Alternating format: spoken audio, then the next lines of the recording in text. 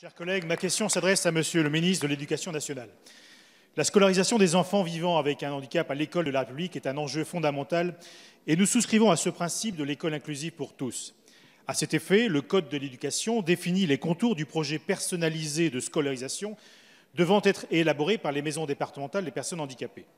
Ce PPS définit et coordonne les modalités de déroulement de la scolarité et les actions pédagogiques, psychologiques, éducatives, sociales, médicales et paramédicales répondant aux besoins particuliers des élèves présentant un handicap. Ce même code précise la compensation et la composition des équipes pluridisciplinaires d'évaluation et y impose la présence d'un enseignant. Or, faute d'enseignants en nombre suffisant, un grand nombre de demandes explicites de parcours de scolarisation sont en attente d'évaluation, mettant à mal ce beau principe de scolarité pour tous. J'en veux pour preuve la situation de la MDPH du Nord, plus grande MDPH de France, qui comptait 108 000 personnes dans sa file active en 2006 et on en comptabilise aujourd'hui 270 000, soit une progression de 150%. Elle comptabilisait 18 000 demandes spécifiques aux enfants en 2006 contre 45 000 aujourd'hui, soit là encore une augmentation de 150%. En revanche, elle recensait 11 postes mis à disposition par l'Éducation nationale en 2006. Elle en comptabilise toujours 11. Ce sont donc plus de 4 400 demandes explicites de parcours de scolarisation qui sont en attente d'évaluation.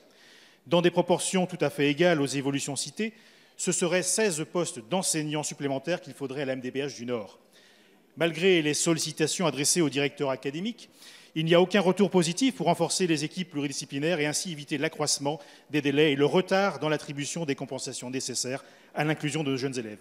Alors que ce contexte se répète sur le territoire national, Monsieur le ministre, quels moyens entendez-vous mettre en œuvre pour corriger cette situation pénalisante pour les besoins et aspirations des élèves en situation de handicap? Je vous remercie. Merci, monsieur le député. La parole est à monsieur Gabriel Attal, secrétaire d'État auprès du ministre de l'Éducation nationale et de la jeunesse. Merci, Monsieur le Président, Mesdames et Messieurs les députés. Monsieur le député Paul Christophe, je vous prie d'abord d'excuser l'absence de Jean-Michel Blanquer, qui est en ce moment même au Congrès des maires et qui va échanger avec les maires sur la question de l'école d'une manière générale et évidemment sur cette question de l'école inclusive dont nous savons qu'elle est absolument centrale dans tous les territoires et dont nous avons l'occasion d'échanger très régulièrement dans cet hémicycle parce qu'elle est au cœur de notre pacte républicain. Parce que permettre à tous les enfants, par-delà leurs différences, par-delà leur situation, d'accéder à l'école de la République, c'est tout simplement faire vivre la République. Et nous avons à ce niveau-là une ardente obligation de résultats et de réussite. C'est la raison pour laquelle nous avons fait le choix, en cette rentrée 2019, de mettre en place un véritable service public de l'école inclusive. Et derrière ces mots, il y a non seulement une ambition, mais il y a des moyens qui sont mis en avant, qui sont mis sur le terrain. Et Sophie Cluzel et Jean-Michel Blanquer ont réuni il y a quelques semaines, au début du mois de novembre, le comité de suivi de l'école inclusive qui a pu montrer tous les progrès qui ont été accomplis, puisque nous avons accueilli en cette rentrée 40 000 élèves en situation de handicap de plus qu'il y a 2 ans. Nous avons recruté davantage d'accompagnants, nous les avons dotés de contrats beaucoup plus stables, mieux rémunérés sur plusieurs années pour éviter la précarisation.